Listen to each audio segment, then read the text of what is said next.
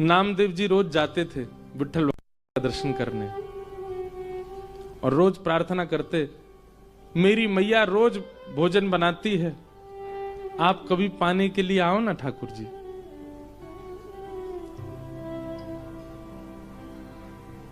रोज नामदेव जी की एक ही प्रार्थना सुन के ठाकुर जी बोले, हे नामा, अब तू कहता है रोज मेरे घर प्रसाद पाने आओ, यहां दर्शन कौन देगा फिर?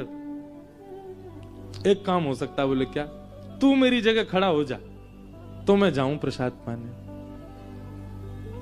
नामदेव जी बोले, ये कैसे संभव है? बोले तू आना, मैं श्रृंगार करूंगा तेरा, बिल्कुल पंडरीनाथ बना दूंगा और फिर मैं जाऊंगा तेरे घर प्रसाद पाने।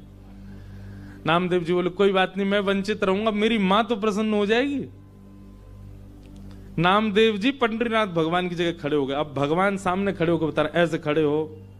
नामदेव जी ऐसे खड़े हो गए। नेत्र बंद कर लो। बोले कर लिए। ठाकुर जी ने स्पर्श करके बिल्कुल श्याम वर्ण के जैसे ठाकुर जी वैसे बना दिया। अब ठाकुर जी बोले, अब तुम पंडरीनाथ हो गए हो? बोले जी। अब याद रखना 3:30 बजे सुबह काकड़ा आरती होगी, मंगला आरती। और काकड़ा आरती में ये पुजारी लोग बिल्कुल विचार नहीं करेंगे, ठंडे जल से नवाएंगे, ठिठरना नहीं। उसके बाद तुमको दूध से नवाएंगे, ठिठरना नहीं।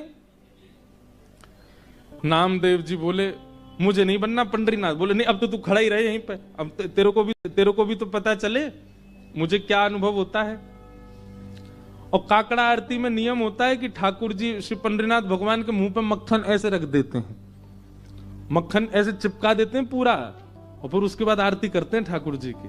कभी जाओ पंढरपुर दर्शन करना मंगला का, काकड़ा आरती बहुत सुंदर होती है। तो ऐसे मक्खन रख देंगे, मन तो होगा तेरा खाने का, पर चाटना नहीं।